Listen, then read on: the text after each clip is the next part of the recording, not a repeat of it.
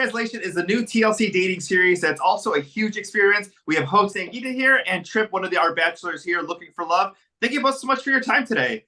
Thanks for having us, thank Rudy. you, Rudy. Sangita, let's go ahead and start with you. This is almost like the story of the Little Mermaid, where someone has to use everything but their voice to communicate.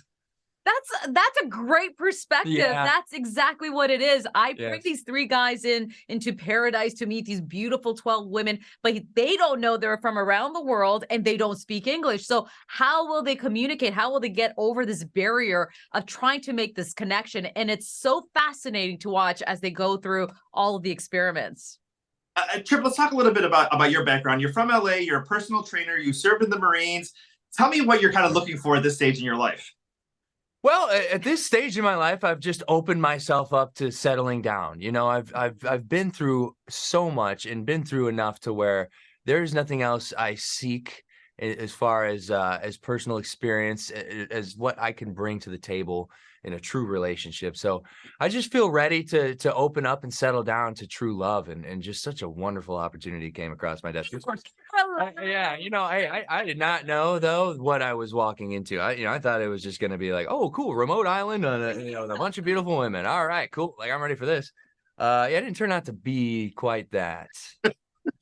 And Sangita, let's talk a little bit about the ladies. We have, Bolivia, Colombia, Japan, Germany, Brazil, Italy, Mexico, Morocco. I mean, not only communicating with the guys, but them communicating with each other. Talk a little bit about that aspect of it. That's it, Rudy. So we have these state-of-the-art translators that the girls wear that they're able to actually communicate in their different languages, as well as for me, I get a chance to really understand all the girls. But it's also the cultural part, right? They have different understandings and ideas, but they do find a lot of comfort with each other. And there's a lot of frustration for them trying to communicate. So that itself is a show to just see how these women try to make things happen. And hey, that's my man. There's a little bit of that too, but there's a lot of sisterhood in this and a lot of empowerment for these women to actually decide if they want to go on these dates, if they want to, stay in the game. So that itself is so great for me to watch, to see these women actually try to connect with each other.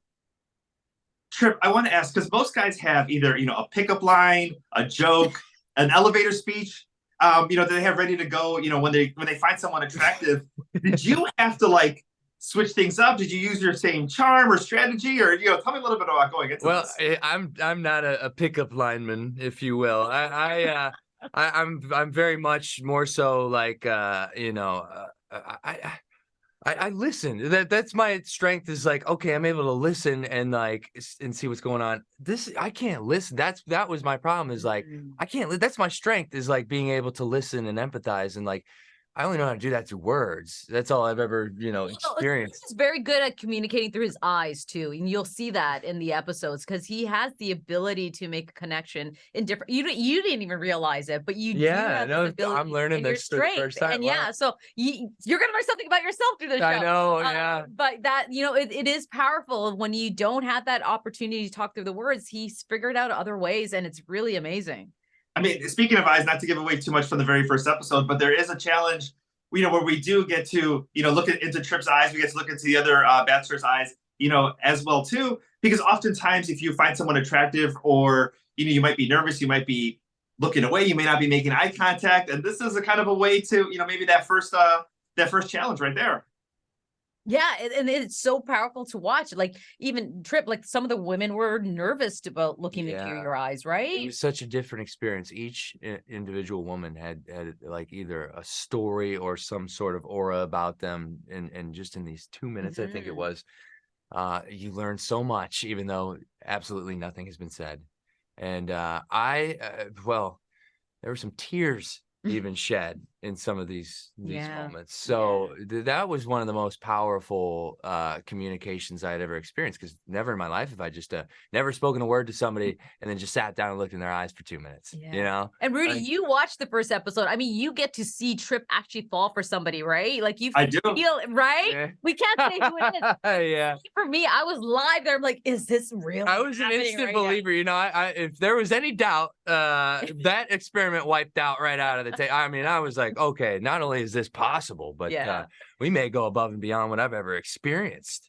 Tripp, I do want to ask you, as far as meeting the other guys, Khalil and Dylan, you're all from you're different ages, you're from different parts of the country. What was it like, kind of being in that same room with them, all looking for love, but all kind of facing that same challenge of not being able to speak with the contestants? You would think that being, in a situation like a dating situation where you have, other men in the equation, you'd be surprised at actually how much of a brotherhood it ended up being, because they were the only guys I could talk to. Those are the only people I could actually talk to. I'd lose my mind. I'm telling you, I don't know what I would have done if I didn't have those guys. And I know that they feel the same.